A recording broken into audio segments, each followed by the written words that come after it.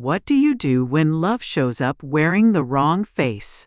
In the quiet hills of Westmoreland, Jamaica, where dreams sound like rhythms and heartbreak hums in every bar, a young sing-jay named Tanya Ellis learns that sometimes the sweetest melodies are born from forbidden chords, and one man's rhythm can destroy more than one heart. Tanya first met Marvin Moore at a small recording studio in Savannah, Lamar. She had come with nothing but her lyrics written in a tattered notebook and a heart full of ambition. Me hear say you have a sweet voice, so step up to the mic. Let me hear what you got. Me nervous, Marvin, but me ready for try still. She sang with the kind of passion that makes silence fall heavy in a room. When she finished, Marvin just stared in awe. Yo, me can't lie. That powerful. Things are going for you, my girl. That day marked the start of something new for both of them. For Tanya, a step closer to her dreams. For Marvin, a step away from his vows. Soon, the late-night sessions grew longer. Hennessy turned into laughter, laughter into touches. And soon, boundary lines began to blur. They became lovers quickly, and Tanya felt like she wanted to be his bride. Marvin, me don't know if me can continue doing this, Why me can't go your yard whenever me feel like?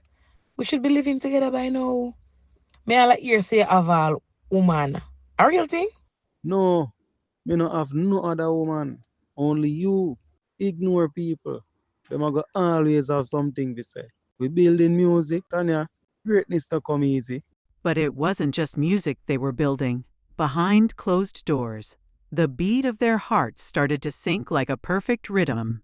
She wasn't aware he was married, he never wears wedding band, and he keeps his cell phone on silent. Meanwhile, about 2 miles away, Althea Moore, Marvin's wife of 9 years, had grown used to his long nights and early mornings. They didn't had any children. She trusted him, until one afternoon, a friend showed her something on social media. Althea stared at the post. Tanya's voice echoed over a video clip, singing a love song Marvin had produced. Her husband's hand brushed across her shoulder in the frame. It wasn't professional. It was intimate. The caption reads, "My producer, my peace, my inspiration." She didn't shout. She didn't cry. Not then. She simply logged off, turned off her phone, and sat in silence as dusk crept through the curtains. When Marvin came home that night, Althea was waiting in the living room. Marvin, I just have one question. Who is Tanya to you? Althea, she's just a client. She a one young artist me I help out. Anything you hear, a foolishness. People love to talk, and you know that. I didn't hear, Marvin. I saw with my 2 eyes. The truth hung heavy between them. Marvin's lips parted as if to speak, but he said nothing. Sometimes silence confesses louder than words. I really hope she is worth it. She got up, walked to the bedroom, and closed the door. Days later, Tanya showed up to the studio and found Althea sitting behind Marvin's desk. Calm, composed, almost gentle. Morning, lady. Where Marvin there?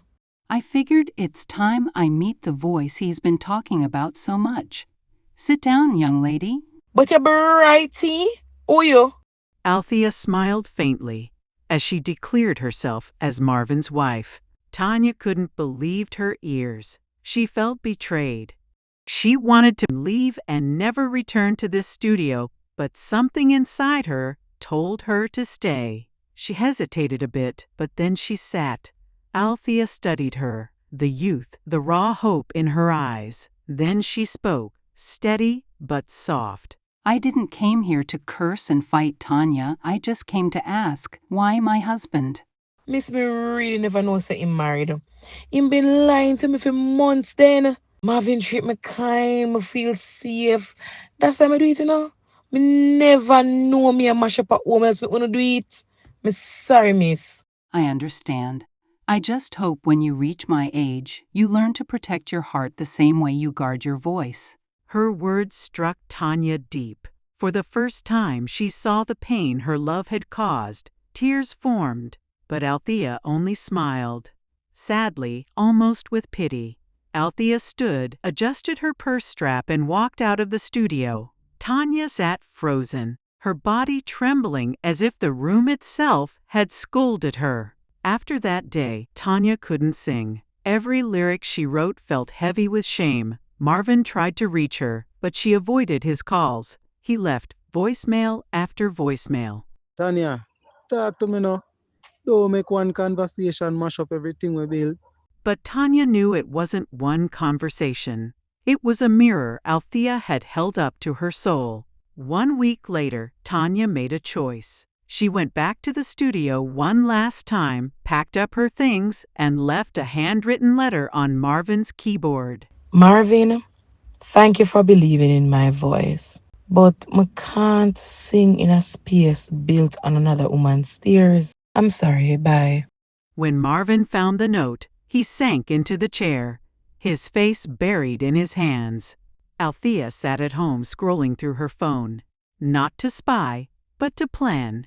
She had done something no one expected, but what she did next would change all their lives forever. Find out in part 2. Don't forget to like the video. Also, comment what you think Althea will do next. Share the video with your friends and families, and subscribe to my channel if you haven't done so already. Thanks for watching. Stay tuned.